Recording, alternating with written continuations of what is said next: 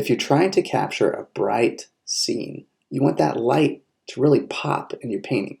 One of the main tools you're going to need is contrast. So today, we're going to talk about how to get proper contrast in your paintings. So let's take a look at one of my older paintings here. There are a lot of differences between this painting and how I paint now. The drawing, the composition, a lot of things. But I thought it was a clear example of a painting that just does not have proper contrast. Ignore the drawing problems and all those issues, but if you're just thinking about values, there's not a lot going on here. My values are all about the same, and there's small little parts of contrast, but there's not much contrast overall. So let's compare that to a more recent painting of mine where I have a full range of values and I have areas with rich contrast between light and dark. One of the keys to contrast is mindful mixing. One of the main tips I can give you about mixing and proper values and contrast is mix a little darker than you think that you need to. Andy Evenson says this perfectly. He says, if it's right when you put it on, then it's wrong. Because we have to compensate for the drying that happens in our painting.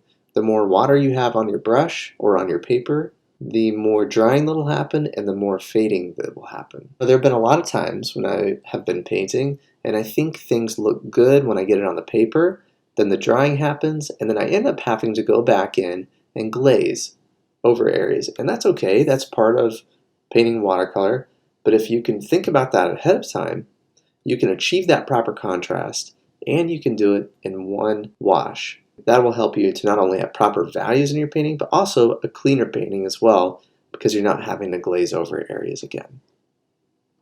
The next mixing tip I would say is use fresh paints if you can. Now I mentioned this in a video about painting a nocturne scene. When we need these really dark areas in our painting, it's much easier to get them if your paint is fresh paint. So let's recap really quick. To get proper contrast in my painting, to really get vibrant light in my painting, I need a full range of values, which will give me the darkest of darks and the lightest of lights. And we can have each of those in a good balance of values. We'll have a powerful painting with a lot of contrast. Mix a little darker than you think and compensate for drying. Well, I hope that you found these tips helpful on getting proper contrast in your work. That's such a great, valuable tool that we have as painters. And I wanted to mention, if you haven't seen my free video lesson, 8 tips to avoid overworking your painting, take a look at it. You can follow the link below, or you can get to it in my bio on Instagram. I've gotten some great feedback from this video lesson, and it's been very helpful to solve a big problem that I have had to deal with, and that is overworking your painting. Keep practicing, keep painting, keep pushing forward, and I'll see you next time.